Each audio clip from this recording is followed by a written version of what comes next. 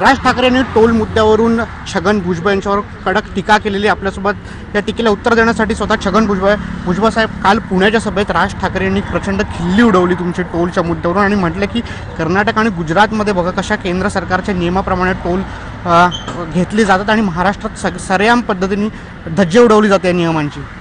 अजिबात नाही, कुठेही नियमाचं उल्लंघन केलं जात नाही आणि असं कोणी केलं तर ताबडतोब तो टोल थांबवण्यात येतो.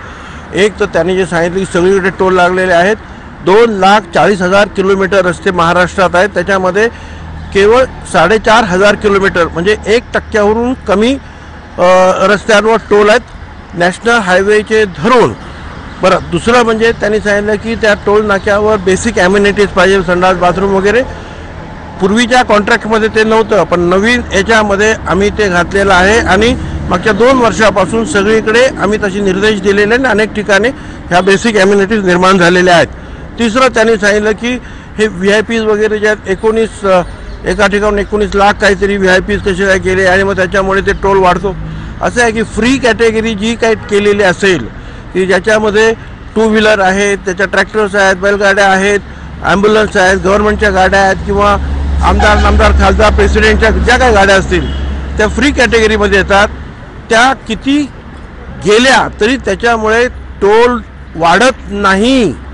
टोलची जे आहे कारण ते अगोदरच ते गृहीत धरलेलं आहे की जेवढ्या गाड्या जातील तेवढ्या तुम्हाला ते फ्री सोडायच्या. त्याच्यामुळे अजिबात टोलचा दिवस वाढत नाही, टोलचे दरसुद्धा वाढत नाहीत. आता तिसरी गोष्ट म्हणजे त्यांनी सांगितलं की मफलर वगैरे जे आहेत असं वाटतं की पाठीमागून आवळावी भुजबळाची मफलर आणि कायमचं बांधकाम करावं. तर त्याचं मी थोडंसं मी आता आहे घाबरून, कारण मागे सुद्धा एक प्रकरण फार गाजलं होतं ते रमेश केनीचं. तर काय आवळून त्याला मारलं कोणी काय कळलंच नाही ना. तेव्हापासून मी थोडंसं जरा मफलर जरी वापरत असलो तरी मी थोडंसं सावध राहणार आहे. परंतु पोलीस सांगतात की आणि राज ठाकरे सातत्याने मला पकडून दाखवा. मला जर कोणी विचारलं मी सांगेन यांना अजिबात पकडू नका. काय यांचे जे काय चाललेलं आहे ते लोकांच्या समोर येऊ द्यात. याचं कारण यांची पार्टी आता ढेपाळीत चाललेली आहेत. यांना अटक करून परत एकदा मीडिया मायलेज घेण्याचा त्यांचा प्रयत्न आहे आणि परत या निवडणुकीमध्ये उभं राहण्याचा म्हणजे पुढे आणखी जोरदारपणे पुढे यावं म्हणून हे सगळं मला अटक करा सांगतात.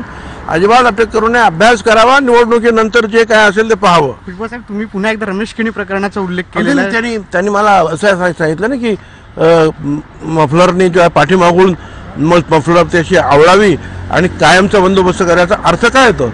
याचा अर्थ एवढाच होतो की ठार करावा म्हणून ना. गळा आवळल्यानंतर काय होतं मनुष्य.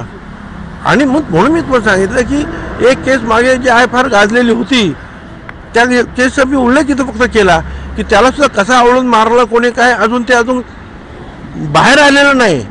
राज ठाकरे निर्दोष सुटले त्या प्रकरणात.